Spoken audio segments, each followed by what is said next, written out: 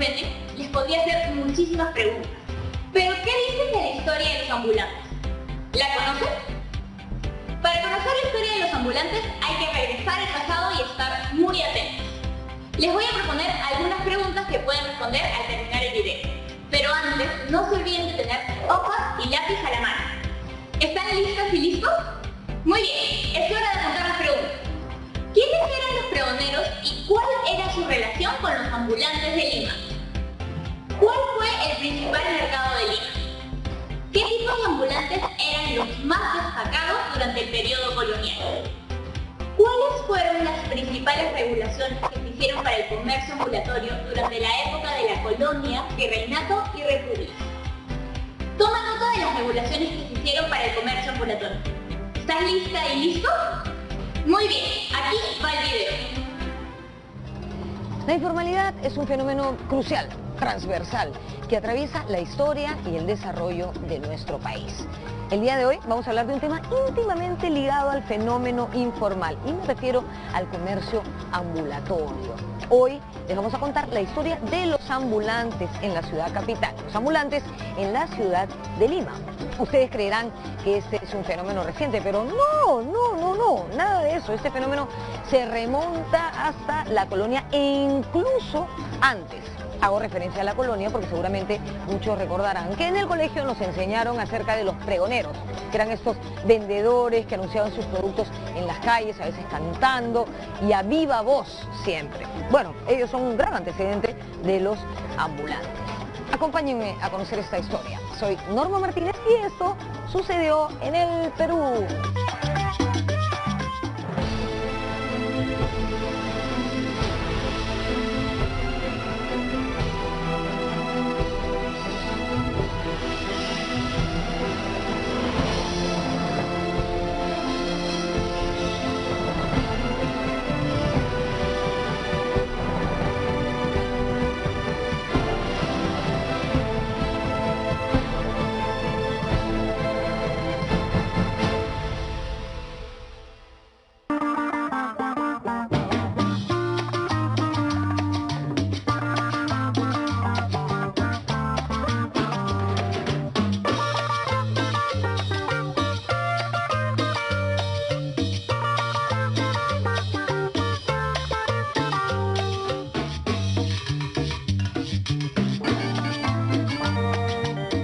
Llamamos ambulantes a los vendedores de la calle, a las personas que comercian en plena vía pública, que venden algo y reciben un pago.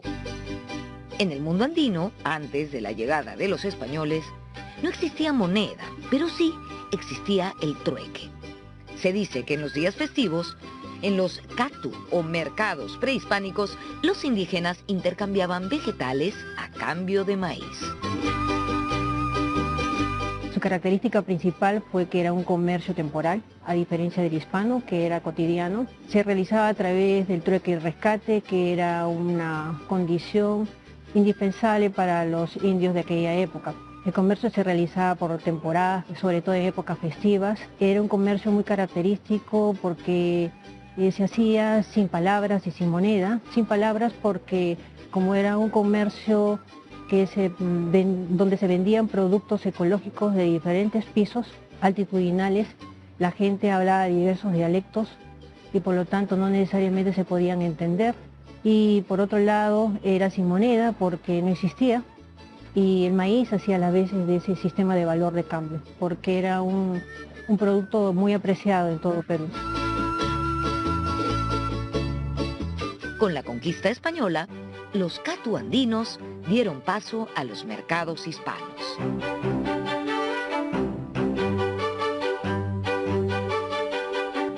Los españoles con la conquista introducen la moneda y aparte ingresan los mercados que van a ser centros de comercialización cotidiano. Se instalan estos lugares en las principales plazas públicas, ingresan los pregoneros, los vendedores ambulantes que deambulan por las calles. Los primeros vendedores ambulantes en la época colonial fueron principalmente españoles empobrecidos y después se ingresaron ya las castas de las clases morenas y posteriormente, casi en el siglo XVII, los indígenas, porque los indígenas generalmente no vivían en el centro, o sea, en los muros de la ciudad, sino en los extramuros. Entonces iban en ocasiones eventuales, con productos característicos, ¿no? Cada uno se especializó, era un comercio que se diferenció por castas. Cada producto tenía un vendedor especial. Ave María Purísima, las 10 han dado, vive el Perú y sereno.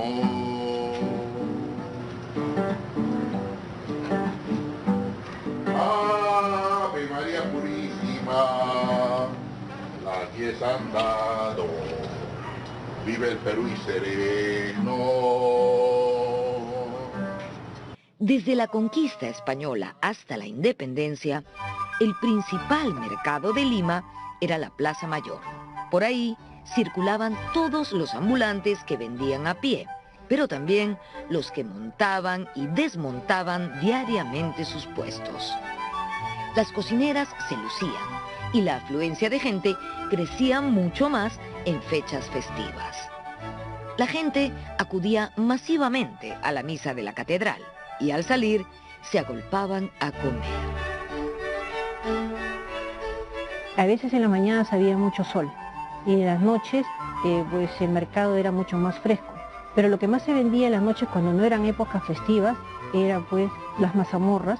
Y en épocas festivas sí, esto duraba, sobre todo en Navidad, en épocas de procesión, sí era todo el día, ¿no? La venta en estos mercados.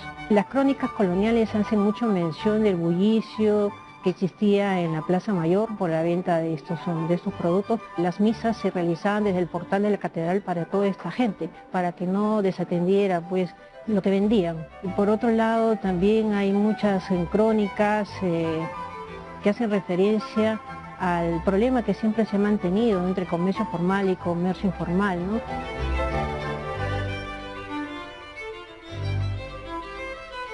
Los tipos de ambulantes más destacados del periodo colonial fueron el mercachifle, la recaudera y el regatón. El mercachifle era el típico ambulante. El mercachifle es el que vende los productos por menor y lo lleva a veces en una mula o lo lleva cargado en el hombro o en el pecho, llevando su producto y ofertando. Estos vendedores ambulantes al comienzo van a ser de la parte del negocio en la cual no se metía el español, porque el español por su rango social no podía meterse en oficios para ellos menores. Especialmente eran esclavos, libertos e indígenas.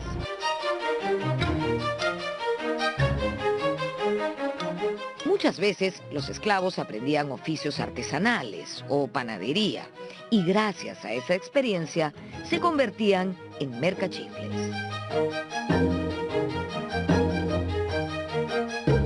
O incluso el dueño del esclavo, el español, va a darle algún tipo de productos para que lo venda a su esclavo y con eso agenciarse de dinero. Pero también los indígenas, porque los indígenas traían los productos de la sierra, de la parte de las haciendas que circundaban Lima, productos perecibles para venderlos. La recaudera era la que vendía sus productos en las plazas de Lima. La famosa vendedora de la plaza. ¿Ya? Estas vendedoras tenían cantidad de productos que vendían y ofertaban a los que paseaban, a los que circulaban por las plazas. Las plazas antiguas eran los mercados y ellas eran las que vendían especialmente en el suelo o en pequeños puestos. En este caso puede ser productos perecibles, vegetales, como también viandas, o sea, comidas. Algunas de las plazas que recorrían las recauderas eran, por supuesto, la Plaza Mayor, la Plaza de la Inquisición, el Baratillo o Santana. La antigua Plaza de Santana era el mercado de los indios. Esta plaza, que hoy conocemos como Plaza Italia, era la única plaza donde podían vender diariamente sus productos los indios de la ciudad de Lima, o los indios que llegaran acreditados a la ciudad de Lima. He encontrado expedientes muy simpáticos, productos de toda la tierra, o sea, todo lo que podemos imaginarnos que está en la sección vegetales y en la sección verduras y frutas, esos eran los productos de la tierra.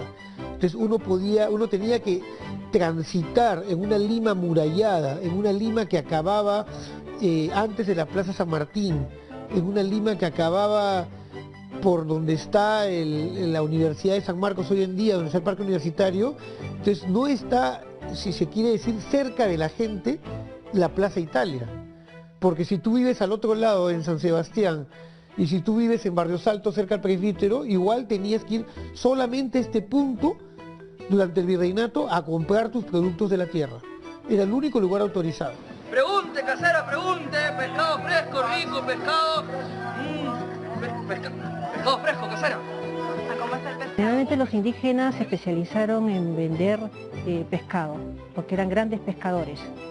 Camarones, leche, queso, heladero, porque principalmente vivían fuera de la ciudad, y además también porque los helados se hacían con bloques de hielo, y esos bloques los traían pues de las cordilleras, principalmente de Huaraz y Caraz. Y en el caso pues, de las castas afrodescendientes, los productos que ellos comercializaban eran pues las mazamorras, los turrones, el sango, los picarones, el anticucho.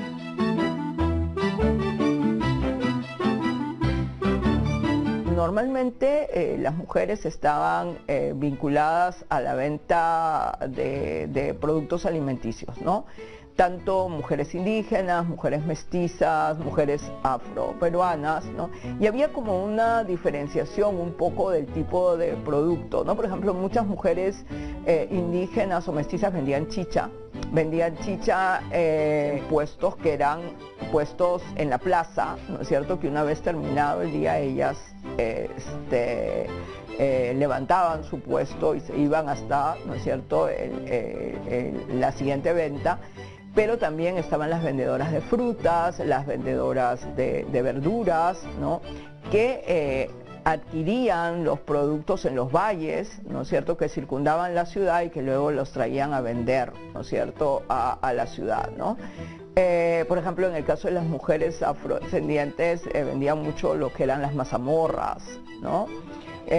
Productos un poco más elaborados.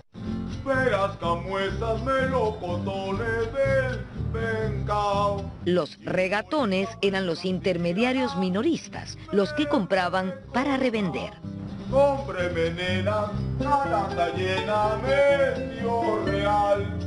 El regatón es el intermediario. Y esa palabra se ha derivado en la actualidad al término regatonear, que significa regatear, o sea, bajar el precio. Los regatones justamente regateaban los precios, compraban a precios cómodos y ellos lo vendían a precios muy altos, y por eso es su nombre.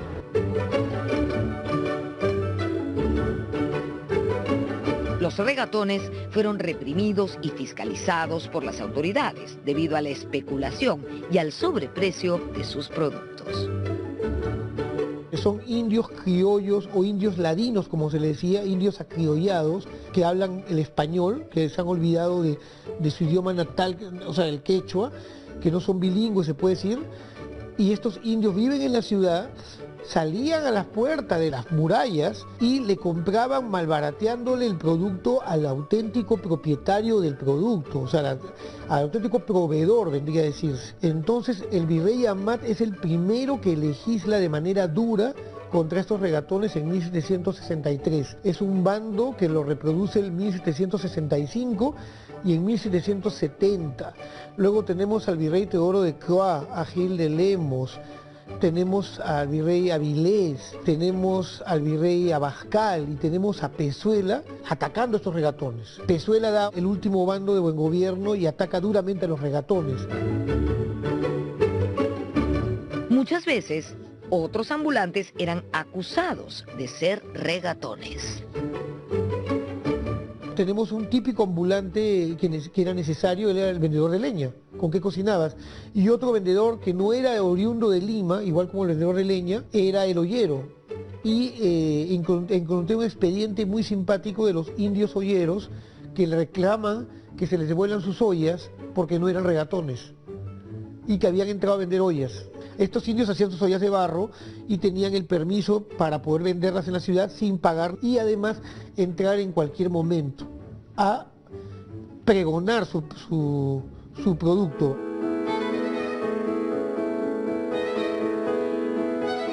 En 1687, Lima fue amurallada y esto permitió un mejor control de personas y productos. Los productos que llegaban a Lima llegaban a través de la muralla, la ciudad estaba amurallada y lo que yo encontré, bueno, cuando tú traías productos del interior del país pagabas una alcabala de viento por ingresarlos a la ciudad a venderlos. Entonces estos productos llegaban en su mayoría por Malambo, llegaban por lo que viene a ser hoy día lo que era el arrabal, lo que viene a ser hoy en día la puerta que da a lo que es el cono norte. Por ahí ingresaban los productos y estos productos tenían que ser, esperar dentro de los tambos o dentro de la ciudad a que puedan ser vendidos en el día pertinente, ahí está. O sea, no es que tú llegabas con tu producto, tu saco de arroz y tu costal de papas y dices, hoy lo vendo. No, tenías que esperar durante el virreinato el momento y la hora en la cual se te autorizaba para venderlo. Y para eso pagabas también el impuesto por haber traído ese producto a Lima, que es la alcabala de viento.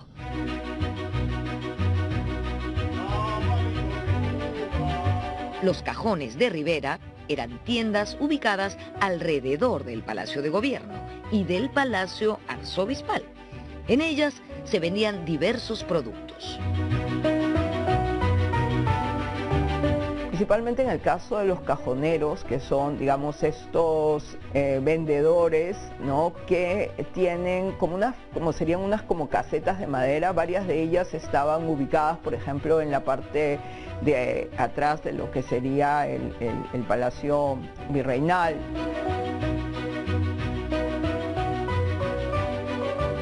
Las instituciones encargadas de controlar el comercio ambulatorio eran el Consulado de Comercio y el Cabildo o Municipalidad. El Cabildo va a ser la institución que vigila, ¿no es cierto?, esta cuestión de cómo se comercia en la ciudad, quiénes pueden vender, qué tipo de productos se pueden vender dentro de la ciudad, cuáles son los precios que se van a poner a estos productos. Y claro, eso le otorga obviamente al sector español la posibilidad de controlar justamente el comercio dentro de la ciudad, ¿no? Y cómo es que ese comercio se organiza, porque son ellos los que van a ser los regidores del Cabildo, ¿no? Entonces siempre hubo una mirada, ¿no es cierto?, de fiscalizar, de controlar. Los pícaros calientitos. Hay normas del Cabildo en las cuales dice que los comerciantes que están asentados en la plaza, así como lo han encontrado en la plaza, lo deben dejar. Es decir, así como han encontrado la plaza limpia, ordenada, sin ningún tipo de malestar en la población o en la misma infraestructura de la sociedad colonial, debían dejarlo. Y al final siempre había una persona encargada de justamente vigilar que no exista ningún tipo de tergiversación en ese tipo de normas. Y controlaba que todos los ambulantes, cuando se vayan a su casa, o sea, es decir, al anochecer, ya pudieran retirar sus productos, sus estantes y además dejar limpia la zona. No se muevan. Regresamos con un ambulante que se convirtió en virrey, con los pregoneros y con la relación entre ambulantes y boom gastronómico.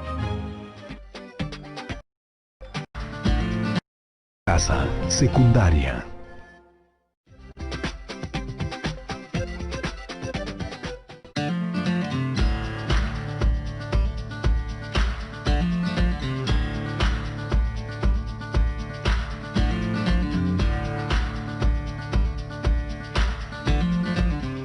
Los ambulantes de Lima no solo fueron pobladores locales, indias, indios, afrodescendientes, mestizas y mestizos, sino que también hubo algunos extranjeros.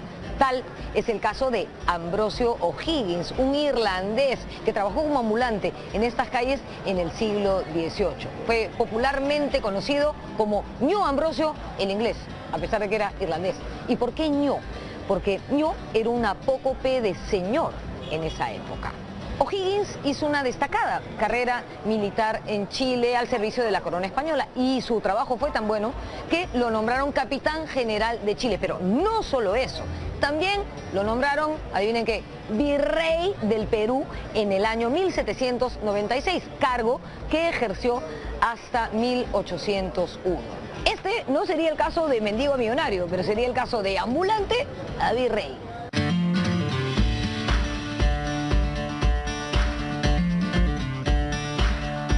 Cuando pasaba por la calle con su mula, todos le decían: "Ño Ambrosio, quiero telas, quiero hilos, quiero sedas, quiero medias", y Ño Ambrosio tenía que vender.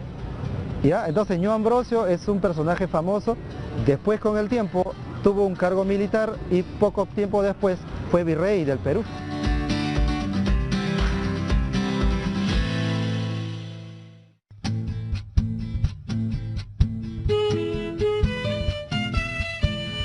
Ambrosio O'Higgins fue padre del chileno Bernardo O'Higgins, líder de la independencia de Chile, quien vivió en Lima en una hermosa casona ubicada en lo que hoy es la cuadra 5 del Jirón de la Unión, donde estamos. ¡Tamales! ¡Tamales! ¡El tamalero llegó! La tamalera llegó. ¡El tamalero! En su tradición, con días y ollas venceremos, ambientada en el periodo de la independencia, Ricardo Palma menciona a los pregoneros de Lima, curiosa forma de llamar a los vendedores ambulantes. Diga usted cuándo lo quiere, que yo se traeré. De a 3 pesos le hago tamales más especiales. Palma nos da la imagen de los que vendían cada cierta hora qué producto vendían por la calle en una tradición. Es muy importante el tema, ha sido rescatado por historiadores y antropólogos en el sentido, y por literatos en el sentido de que es una imagen viva de una Lima que Palma está viendo que se va. O sea, Palma lo debe haber visto cuando era niño, en los 40, pero para 1860 ya no es tan factible. Muchacha, no hueles. Y con respecto inclusive a los anticuchos hay una cosa muy particular.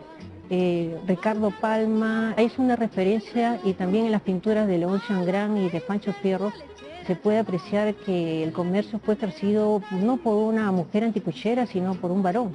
Casi todas esas referencias gráficas hacen mención, ¿no?, al anticuchero. En la época virreinal, los que pagaban impuestos eran estaban exonerados de impuestos los mestizos y las castas. No podían controlarlas.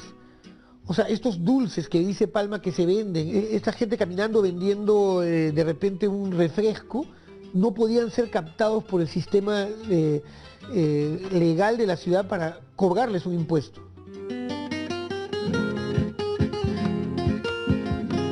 Al igual que Palma en sus tradiciones, los ambulantes fueron perennizados en el siglo XIX por los dibujantes extranjeros Léonce Angrand y Mauricio Rugendas, y sobre todo por el pintor afroperuano Pancho Fierro, cuyas imágenes de alegres vendedores callejeros recordamos todos. En la tizanera vendía el tizán, que era una bebida preparada a base de limón o cáscara de piña, incluyendo otros ingredientes, y se vendía solamente por mujeres y en temporadas pues veraniegas y épocas diurnas. Y en cambio el antero vendía el ante, que era otra bebida, pero solamente para el consumo de varones. Se distribuía en las noches y estaba preparado en base pues al vino de almíbar, canela y otras frutas, ¿no? Hubo muchos ambulantes conocidos con nombre propio. Por ejemplo, Ña Aguedita fue una famosa morena que en la mañana vendía refrescos y en la noche mazamorra morada y deliciosos champús. Así como Ña Aguedita, hoy nuestros ambulantes siguen leyendo muy bien la demanda del público y vendiendo productos diferenciados de acuerdo a los días y a la época del año. por ejemplo, había el caso de un ambulante que de lunes a viernes vendía libros, por decirte, en la Vieja de Prado, y los fines de semana, sobre todo entre agosto y noviembre, se iba a la carretera Prialé a vender cometas, ¿no? Porque sabía que en ese espacio la gente va hacia el Chosica, hacia las zonas donde hay algo de sol, entonces solían comprar ese tipo de cosas. En la época republicana se introdujeron regulaciones para el comercio ambulatorio. En la República, como todos son iguales, se vuelve igual, según el papel, pero entonces en la calle, ¿qué pasa? Aparecen los chicheros en gran número, pero estos chicheros pagan una patente.